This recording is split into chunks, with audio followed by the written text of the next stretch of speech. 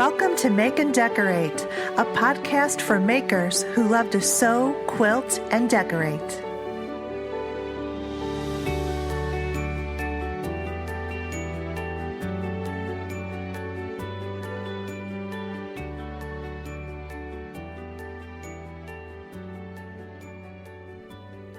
Hey everyone, thanks for joining me today on the Make and Decorate podcast with Stephanie Socha Design. I'm Stephanie and this is episode 4. Today's topic is going to be about sergers and Coverstitch machines. Just a couple quick things before we get started. I'd just like to remind you to please rate and review the podcast. It really helps the search engine in the different players if it has, the more ratings and reviews that it has. So I'd really appreciate it. Thank you so much. And secondly, this episode was recorded the week right after the 4th of July. So at the beginning, I kind of go through what was going on and at that point in time and talking about, some gardening, which at this point that this is going to get released, it'll be the end of August. So just know that what I'm talking about happened in June and early July. So before we dive into that topic, I'm just going to give you an update on what's been going on around here. We're just into the second week of July, and I'm finally back to work this week after about 3 weeks. One of those weeks I was on vacation in mid-June and came home with pneumonia. And I do not wish this on anyone. I have never had it before, but I had a high fever for 4 days straight and then got onto some strong antibiotics.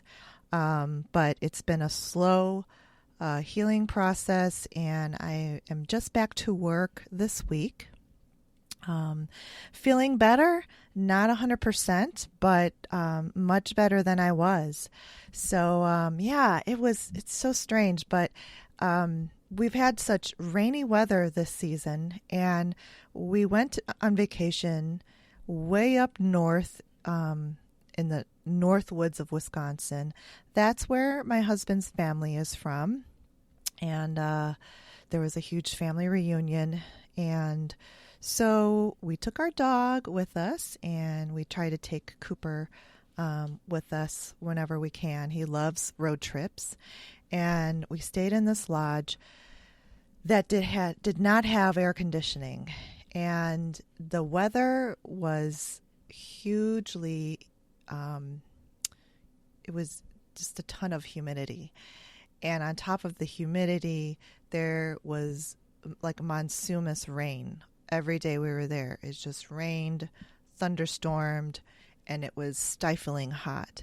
And then in this lodge that we stayed in, we were in the lower level basement, and there just wasn't enough circulation, and the floors were covered with condensation. So I think just between the weather, the reunion, it was rainy, so we were out in the rain a lot. And in this damp environment in this lodge that we stayed in. And then, of course, because it was so hot, we had a ton of fans blowing from every direction. So now you've got like this wind blowing on you with this damp air and the heat and humidity. So I guess that was like a perfect concoction to get me sick. So anyway, both my husband and I agreed next time, air conditioning is a non-negotiable. Yay. So anyway, when I did go on vacation, I brought my portable sewing machine, because I knew I would have some downtime. And there was a beautiful, huge picture window in the lodge's set up where the main level is like a large open great room space and a huge picture window overlooking the lake. There's a small lake in the back. So that was beautiful. And I set the sewing table up right in front of this window. It was fantastic. And the project I brought to work on was a quilt that I've been working on for the past 4 years, here and there when I can, because it was a project from a class that I took 4 or 5 years ago, and it was half hexies.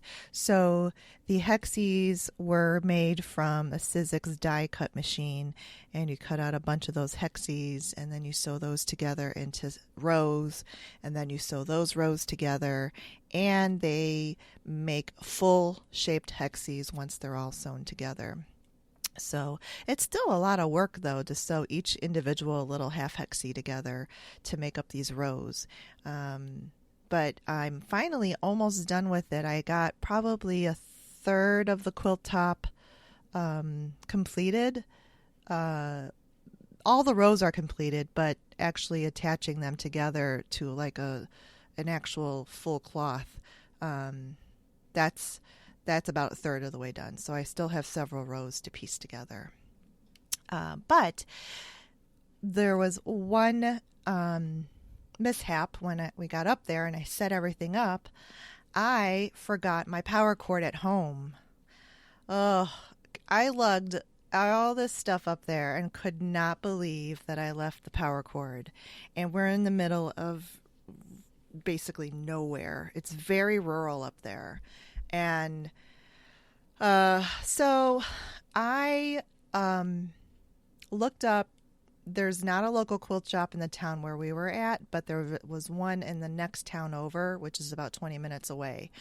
So I called and I looked up, and there was a quilt shop listed, and I thought, well, maybe they have a power cord that they can just loan me.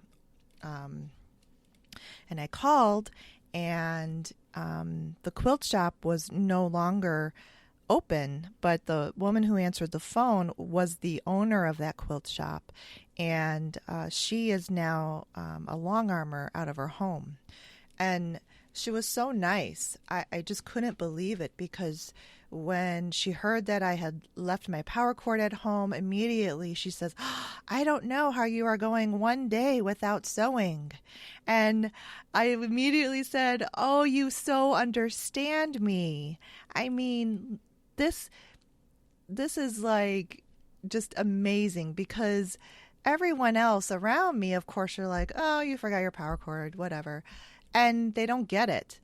But those of us who live and breathe to sew or quilt our next project and look forward to doing that on our vacations, we get it. We know how enriching and fulfilling it is to feed our souls. So that was really cool. And she had a power cord, and she said, but I'm not sure it's going to fit your machine, so I'm going to lend you the entire machine. It was so cool. I mean, who does that? Lend a machine to someone you don't even know. The timing was perfect, because my husband and his cousin were running errands in a town near where she was located, and they picked up the machine for me. It was kismet. So they picked up the machine and brought it back to the lodge for me.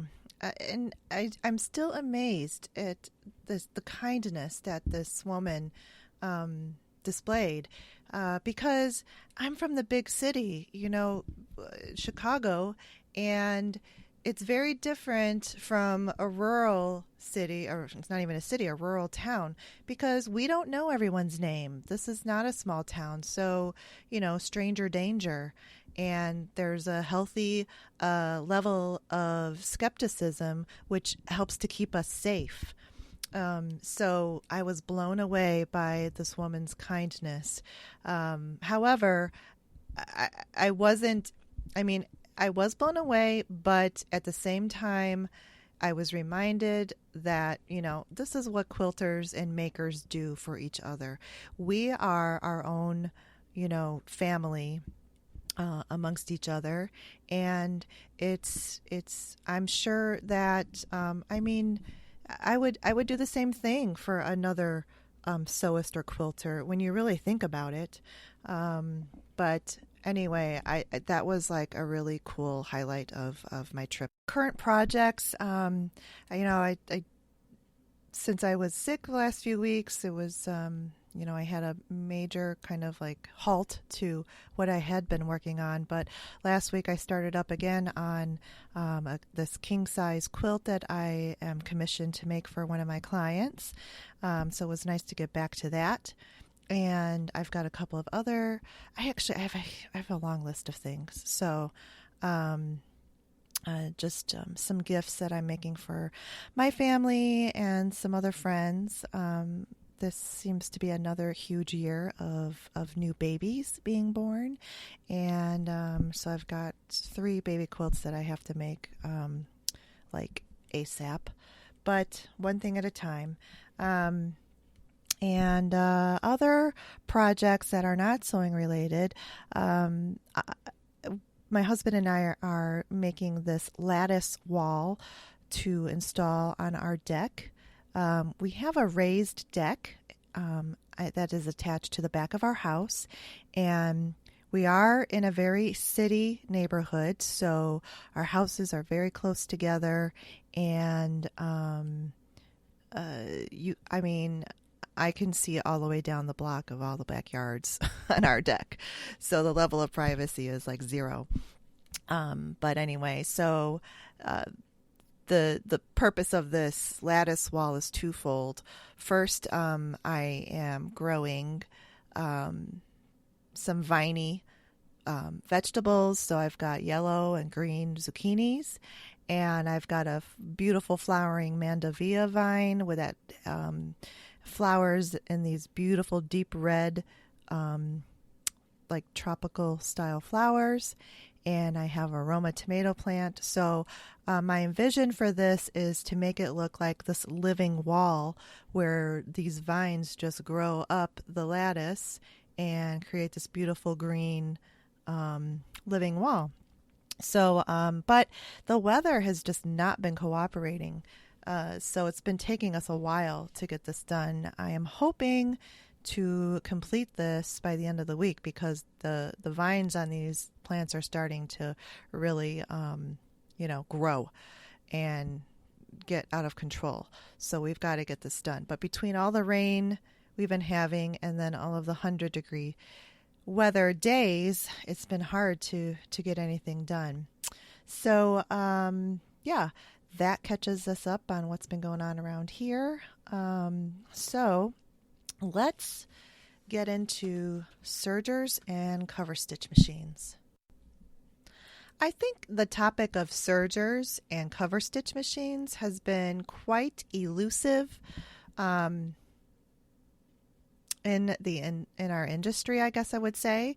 It's just because it's a very specialized niche of a machine, and can be complex to use and to learn. So, and it's intimidating. And when I talk about the sergers and Coverstitch throughout this episode, this is all just from my research and my personal opinions. So I'm not sponsored by anyone, and I know that there are other brands out there, but I have not used them personally. So I'm going to give you information on actual machines that I have used, machines that I own, and will give you a much better idea of what these machines do and what to look for if you're interested in acquiring one of these machines. So first of all, what are they? A serger and a Coverstitch are 2 separate types of tools, I guess you could say. They can be standalone machines, and they also have combination machines where you can switch over from one to the other.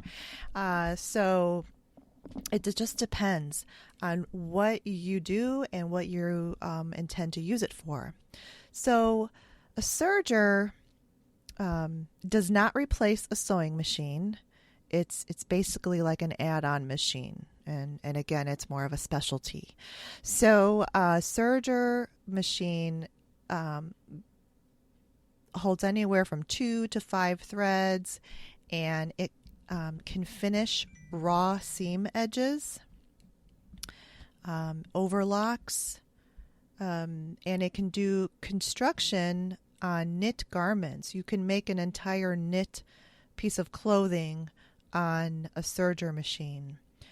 Because the stitch on it is flexible, and when the knit fabric stretches, the thread, the way that it's sewn, stitched on an overlock machine, gives. It's very flexible, so the thread will not break. It's also very nice to use for decorative edges, so you can use, any type of thread in this machine through the loopers, and like thicker threads that will not thread through your sewing machine and go through the needle.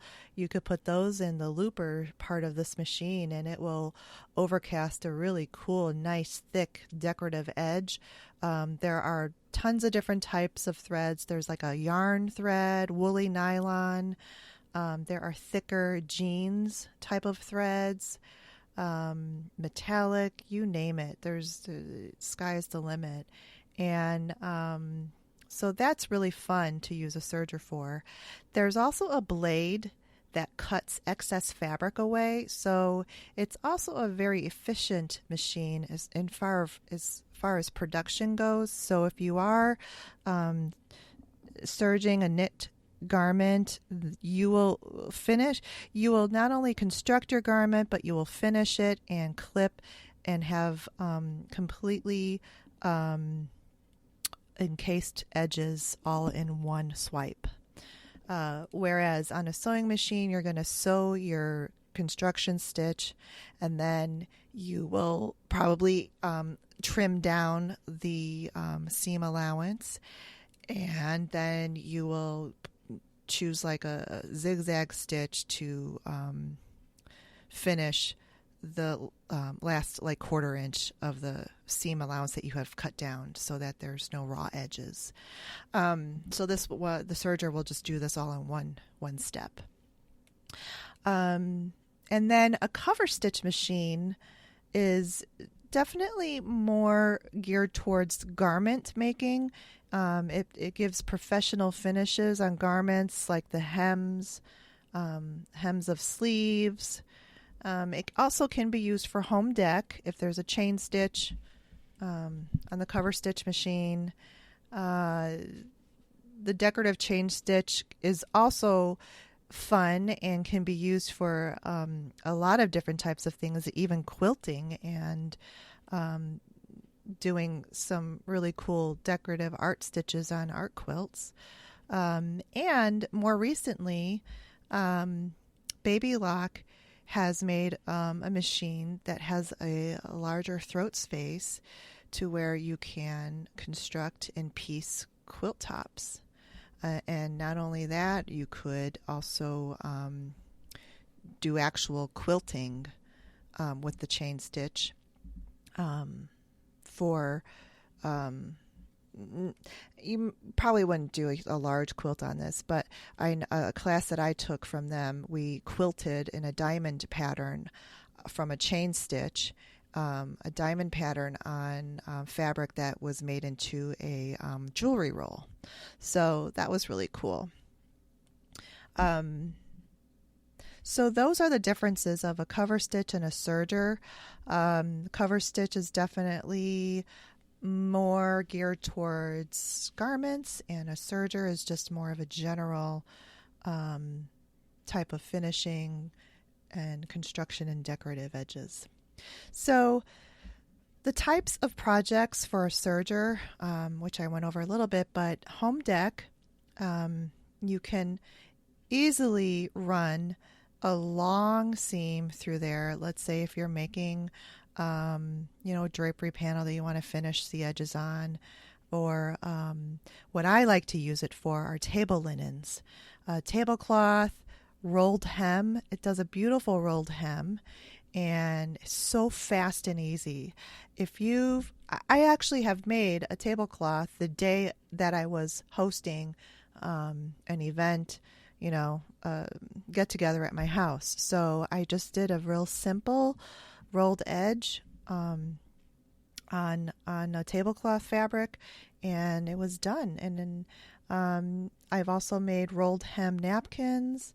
Rolled hem is really a lot of fun. You can make them narrow. You can make it wide. You could use a wide one on the edge of a blanket. Baby items, burp cloths, bibs. So it's really fun. It's a real fun type of a specialty machine. And then the Coverstitch, I like it because I do occasionally like to sew apparel, and I actually also use it just to even like make alterations to ready-made clothing. And most recently, I was able to hem up this long sleeve shirt. It was like a few inches too long because I think it was more of a men's size, but it was a cool black and white polo type shirt that I liked. So I was able to cover stitch up the hem 2 inches, and it looked like it was still made to be that way from the manufacturer. It's a very professional looking type of a finish because you've got on, I mean, if you're wearing a t-shirt right now, you can look at the bottom hem, and I'm wearing a t-shirt, and I see on the front there are 2 straight stitches, like a row of double stitch, and I flip it over, and I see kind of like this zigzaggy, overlocky type of a stitch, and when I pull on it, it stretches with the fabric. So that is a cover stitch. And it's also on a lot of sleeves. So what else? Yeah, I mean, the sky's the limit for using both a cover stitch and a serger for decorative uses. I've seen people get very creative with them, and it's fun. So the next thing I'm going to talk about are my top picks, because there are, I mean, as with anything, there's a huge range of types and price points. So I think that if you are in the market and you want to, get a serger or a cover stitch, or if you want to get a combination machine, those are all the 3 types that are available, and all at different price points. If you really just want a basic serger that will overlock and finish your seams, and just do like a 3-thread, which 3-thread actually is one of the most common stitches that you're going to use on a serger, then you can get a basic serger. I think now this serger I have not used, but I have seen it, and it's very popular because it is priced at around $400, and it's Brother 1034D. I will have a link in the show notes, and it's a 3/4 thread overlock serger. It seems to have been designed to be easily threaded. However, it is a manual thread serger. So when you first get the machine, there is a learning curve. And I have had 2 mechanical, well, they're all mechanical. I've had 2 manual thread sergers, and one is definitely a lot more difficult to thread than the other. So I think that this Brother one seems to have made the threading process straightforward and has given good diagrams and directions. So that one is a good one to start with, and again is very popular. Basic cover stitch machine, Baby Lock, and I'm going to say that I prefer Baby Lock This company was the first company to even make and develop a serger for home use. So they know this very well, and I think they're a leader in the industry. And they have many different options at different price points, from basic all the way up to luxury. So I think that's a very and I've used a bunch of their machines, so that's just based on my personal experience. But their Coverstitch machine, I think it runs at least around $1,000. It does have this, what they call jet air threading, so you don't have to take a pair of tweezers and, take the thread through each little, nook and cranny in the machine to thread the two loopers. This one, you just put the little piece of thread inside the tube and press the button, and a jet of air just, pushes it all the way through. That's very convenient and very nice. So that's their basic Coverstitch. Now, why would you have separate machines? People who sew apparel only definitely prefer to have a separate Coverstitch machine from a serger, because in the construction, and I've run into this myself a few times, you kind of need to switch back and forth from one to the other, and to have to sit there and change it every single time is cumbersome and not efficient. So that is why you would have a separate Coverstitch machine from a serger. And maybe you don't even need a Coverstitch. You don't want to do that type of stitching. Then the serger is perfect for you. So then that brings us into the combination machines. And I have two combination machines. The first one that I got was a Baby Lock Diana, and this one is still in production. I looked it up, and it's definitely well under $1,000. And this is a really good machine. If you want the best of both worlds, but you want it at an affordable price, this is a very good machine, because aside from the luxury of having the looper threads jet aired through the tubes for you, you get the same quality of stitches. And this is a 5-thread stitch, and it can be switched over to a Coverstitch machine. You get a chain stitch, a cover stitch, differential feed. You can do gathering, make ruffles. You can do a lot with this combo machine at a very affordable price. So I do like this machine a lot, and but I do also like the ease and quick efficiency of pressing a button to thread my loopers. All right, so getting into the mid/high range serger from Baby Lock, they have a machine. Now this one is very popular too, because if you don't want to deal with manual threading, and manual threading can take at least 10 minutes up to, half an hour if there's issues. But the Enlighten is a nice machine that has what they call extraordinaire threading, and it's similar to the jet air. I think it's just a little more sophisticated. It pushes your threads through the two loopers right away, and it has some upgraded LED lights. There's 3 of them instead of 1, and there's also a specialty stitch called the Wave Stitch, and this is what do you call it? Only Baby Lock has this wave stitch. They must have it patented or whatever. So the wave stitch is a really cool decorative stitch. You could do 2 different threads, 2 colors, and it sort of is like in a scallop pattern. So if you're using 2 different colors, you'll see each color in a scallop shape on the edge of your fabric.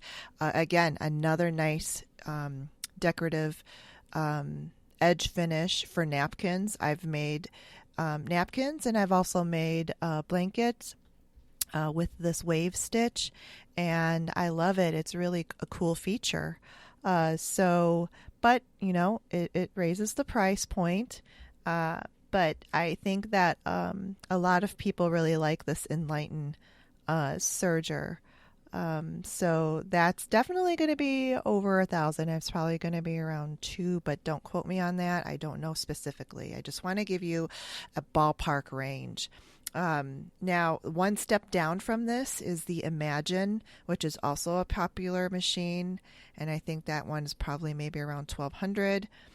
It does have the jet air thread. So if you just want that convenience of the jet air threading, then this is a good machine to choose. No other special bells or whistles on this machine other than the jet air thread. Otherwise, it's your basic serger machine.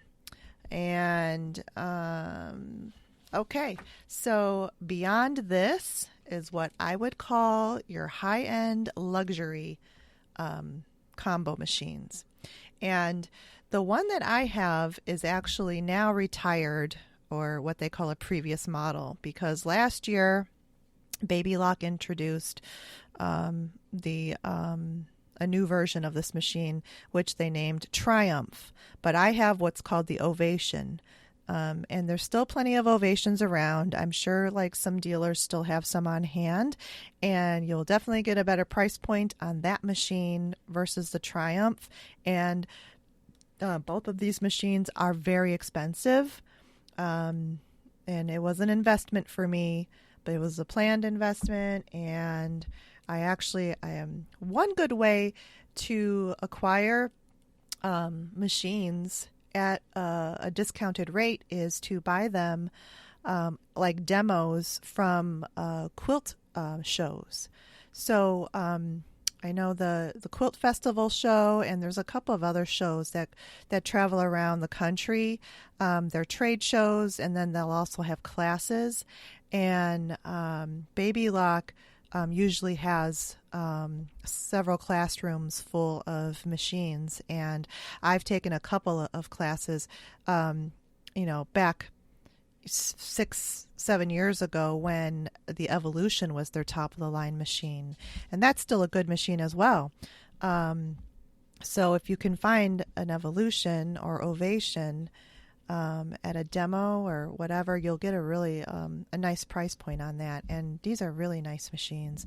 They're definitely what I would consider luxury, because do you really need 8 threads? Do you really need the extraordinaire threading and the knee lift and the presser foot lever on the front of the machine? Why, yes, I do. So as I got more comfortable with serging and saw the infinite possibilities, I wanted that, because then it got a little frustrating to constantly have to manually thread this machine. I wanted to get to my project. So that's just me. But not everyone needs that. Not everyone likes the bells and whistles, and I totally understand that. But just so you know, the only differences that I could find from the Ovation and the Triumph machines were that the Triumph has an automatic needle threader, and it looks like they've just relocated the presser foot lifter from the middle front of the machine to the right side front of the machine, which is not a big deal. And I don't really need an automatic needle threader on my machine. And I love my Ovation, and probably will have that. I probably won't need to purchase another serger combination over cover stitch machine. It's a very nice machine. It stitches like butter, so smooth, and it's so easy to use. It's very quick, efficient. I have the wave stitch, and the knee lift I use all the time. So that's a nice feature. And that 5-inch throat space to the right of the needle is very convenient. So I love this machine, and I do use it all the time because it is so easy to use and to thread. And so I would say, though, I didn't determine that I needed this machine until I had, some experience and time on a regular serger.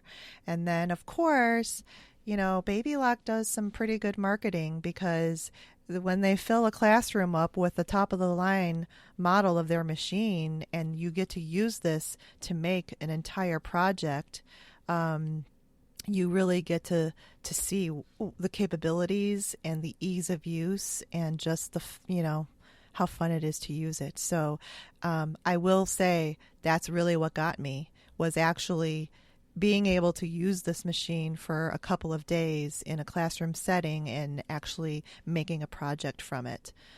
So that's another way just to even test it out, because when you're in a dealership, I mean, sure, you can test out the machine, but you're really not doing an actual project, and you're really not getting the full feel of what its capabilities are, and getting to experience all of that while you're actually making an actual thing, like a bag or a project. So yeah, I highly recommend these machines. But again, they are at a very high price point, so it's not for everyone. All right, so a word about cleaning and maintenance. It's really no different than your sewing machine. You want to, just keep the lint and the dust and the loose threads, cleaned out from the bottom part of your serger and from underneath the foot plate area. And usually sergers will come with a pair of tweezers. If they don't, you can buy a pair of long tweezers. Those are very helpful and useful with sergers. And especially if you get the type of serger where you have to do manual threading, you'll definitely use a tweezer to pull that thread through all of the places that it needs to go through to get threaded. But yeah, it's pretty easy to maintain and to clean, and then you just bring it in like you do with your sewing machine every year or every other year for its professional maintenance. So not too hard there. And then the only other thing is just take advantage of any classes that come with the purchase of your serger.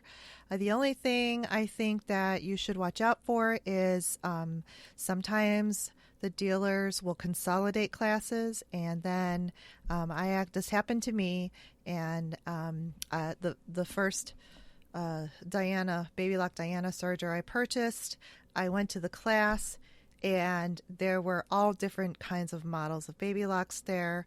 There were more of the higher end machines in this class, and the class seemed to center around those machines. So I really didn't come away from there with any more knowledge than when I first bought the machine. So I was disappointed in that. So just not every place does it like that, but it's just something to be aware of, and to make sure if you can get a one-on-one or in a class where people have the same machine that you do, that's ideal. And just another nugget of information. If you do invest in a Baby Lock, Evolution, Ovation, or Triumph, they have a thing called an inspiration guide, and it's a 3-ring binder big notebook, and it's actually, I consider, kind of an extension of the manual of how to use the machines. It's great. There's good photography of the different stitches, and it provides really valuable information on each of the stitches available on those machines, what types of threads can be used or what are recommended, and what the recommended settings are for tension and stitch lengths. So it's an invaluable tool for me. I'm really glad now. It's usually an extra add-on, of course, but sometimes the dealers might throw that in with a promotion. But it's even something that you can maybe even ask to see if they'll throw it in, because it's not inexpensive. It was well over $100 for this inspiration guide. But by that point, I had already had my Diana serger, and I kind of knew what I was in for, and I wanted to make the most of my investment in my Ovation, and I'm so glad I did, because I use that inspiration guide just about every time I use that machine, and I love it. I've been able to expand my knowledge and explore. I hope this overview has taken away the intimidation factor on sergers and Coverstitch machines, and has given a little bit more clarity on what they are, what they do, and which one that you may want to try, if any, and just knowing that they are a great addition to a sewing space, and in addition to a sewing machine, they're not only functional, but they can also add fun, decorative elements to your projects. And it just takes a little bit of a learning curve, but if you have the patience and to just get through the initial learning curve, the hardest thing I think is just the threading. And then once you get that down, the sky's the limit, and you'll actually have a ton of fun. And like I said, you can just start with a very affordable model to see how you're going to use it, and if you even are going to like it. I think most people that do invest in a serger, and if they stick with it, they really find it an invaluable tool in their sewing space, in their sewing life. I'm curious to know how many of you have a serger, and if you have a serger, if you use it, and if you don't use it, why? What's stopping you? And if you don't have a serger, maybe are you thinking that you might want to get one? So just give me feedback. Let me know what's going on in your sewing room, and how you feel about sergers and Coverstitch machines. Okay, that's it for today. Thank you so much for listening to Make and Decorate podcast, and I have exciting news for episode 5. I will have my first guest on the Make and Decorate podcast. They are Dory and Katie from the podcast Hobbies Up to Here. My episodes go up every other week, so please come back for episode 5 for the great conversation I have with Dory and Katie. Bye.